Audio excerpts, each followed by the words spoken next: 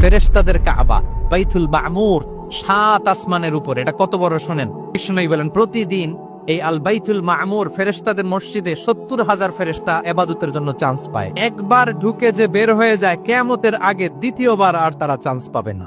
ওইটা শেষ। এরপরে সিদরাতুল মুনতাহা, সীমান্ত বৃক্ষ, এটা আরো বড়। ফেরেশতাদের জ্ঞান সীমানা ওইখানেই শেষ।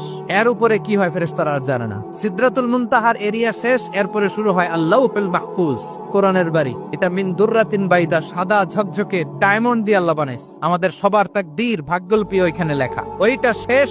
এরপরে শুরু হয় লা জামান লা মাকান এরিয়া। ওইখানে কোনো জামান নাই, মাকান নাই, no time no space area শুরু। ওইখানে কুরসি, যেখানে আল্লাহ পা রাখেন বা কুদরতি পা রাখেন। বড় রাজা বাদশারা সিংহাসনে বসে পা রাখে একটা টেবিলের উপর, শাহী টেবিল, ওইটার নাম কুরসি। আল্লাহ বলে ওয়াসিআ কুরসিয়ুহুস সামাওয়াত ওয়াল আরদ। আল্লাহর এই কুরসিটা এতক্ষণ যা বললাম এই সব